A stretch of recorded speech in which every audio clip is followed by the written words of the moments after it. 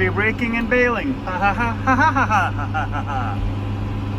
I've already been raking today.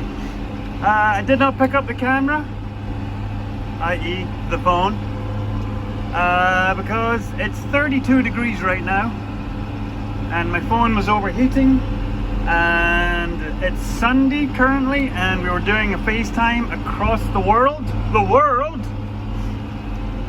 where myself and my brother who lives in town were FaceTiming with my older brother, whose son is the one that released that album that I was telling you about in the last video. Thank you for everybody for the birthday wishes for Liam and for the interest in the music. And Dad. So we were doing a catch up. So yeah, I did not pick up the phone video camera. So what are we doing? Well, it's currently mid-afternoon, and so I've got enough cutting left to do tonight, and it's hot. So thanks to some advice in the last video, I was kind of thinking along these lines that if I start moving some of the bales around, it might make raking a little bit easier. Now I have done some of the raking in amongst the bales and it's not that hard. Like if you get in tight spots, I just work with the hydraulics and close the rake in and out if needs be, but for the most part I don't have to. But what I'm going to do now, once the cutting is all caught up between raking and baling, and then I'm going to start hauling bales in. Once this heat wave passes, then I can go back to fencing. But I'm not going fencing in this heat unless I have to. Look how green that is. Now, you can see the grass there. It hasn't come back leaps and bounds, even though it's had a good rain on it. It had over an inch of rain on it. That's grasshoppers. The grasshoppers are keeping it trimmed down, which is the crappy part about last year as well. Anything that did grow, the hoppers trimmed it off, and that's why we ended up having to feed as much. So, fingers crossed this chance of rain at the end of this week will amount to something, because that would be nice to have help. But the good thing is we still have this pasture and we still have the North Dam pasture, so I'm going to pull in there. I'm actually going to wash my windows because the squeegee and squirt bottles in the swather, and then we'll start chucking bales. You can see everything is really starting to hurt now. I see all the lower spots. It's just burning up now, so. But yeah, today and tomorrow, 32 degrees. Ay caramba.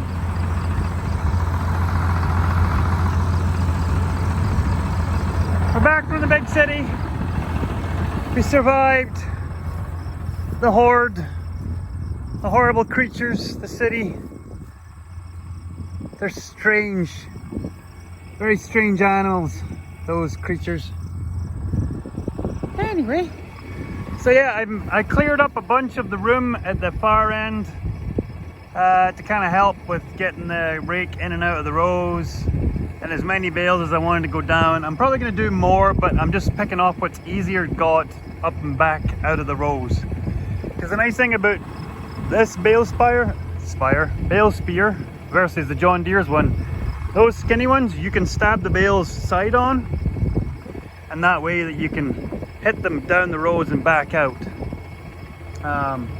So yeah, I'm going to pick all along the outside here and a couple of 100 yards down, get all these closer ones all the way around, and then at that point, if I'm still wanting to go ahead and do it, but at this I'm going to be raking later on today, so at that point I'm going to be getting at it anyway.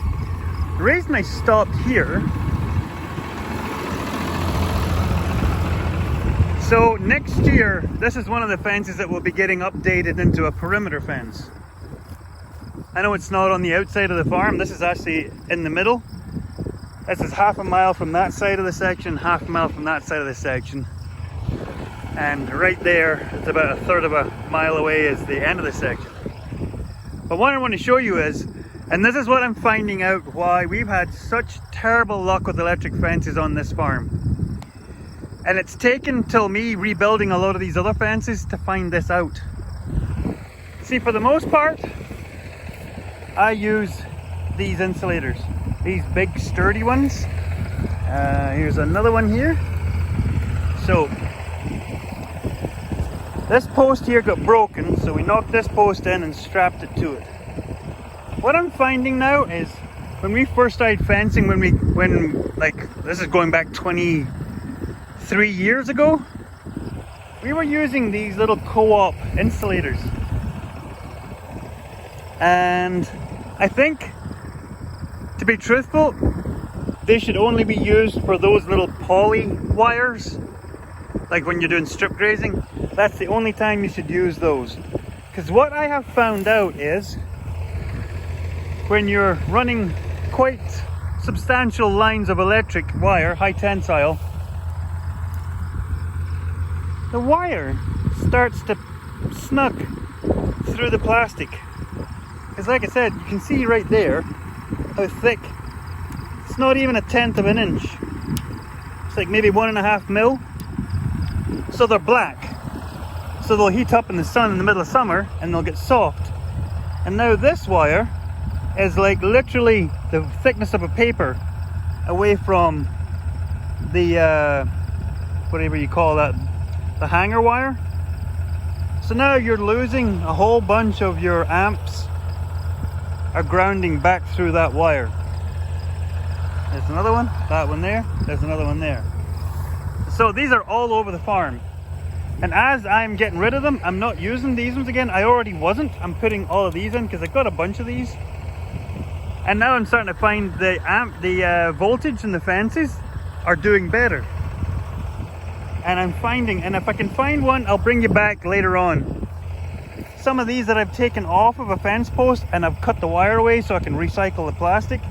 You'll see where that goes around this part, that little tunnel in there.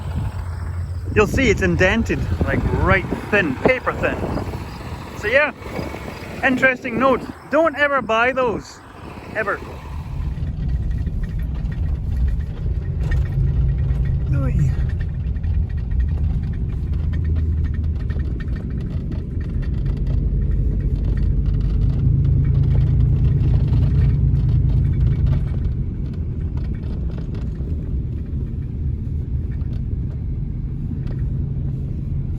Can't see them.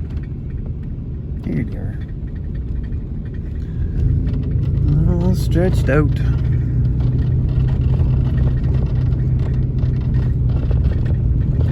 Yeah, a bit of clouds rolling in.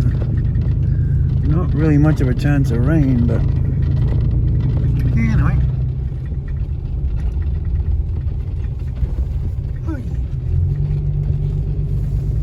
Yeah, my renter, he's getting going on his oat ground here.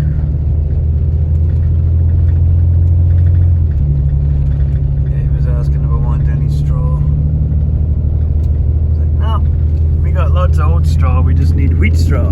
So I'm gonna get back to raking.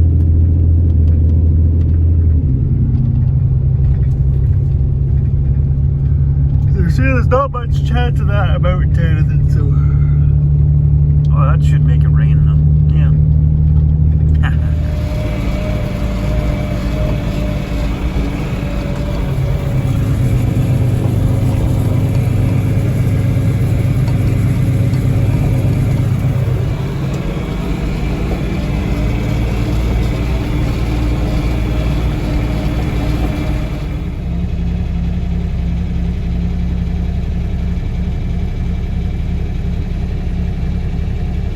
Cat combine. There's the kitty cat. It's weird how that's not clear.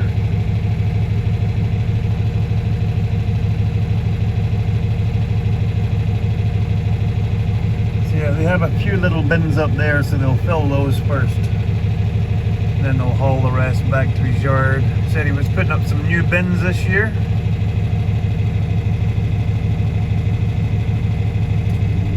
Yeah, he stopped me on the road and was hauling bales, and he was asking if I wanted any oat straw, and I was like, nope. Still got like 300 or 400 oat straw bales in the yard, so we'll just be baling up the wheat straw. Hey, Peter!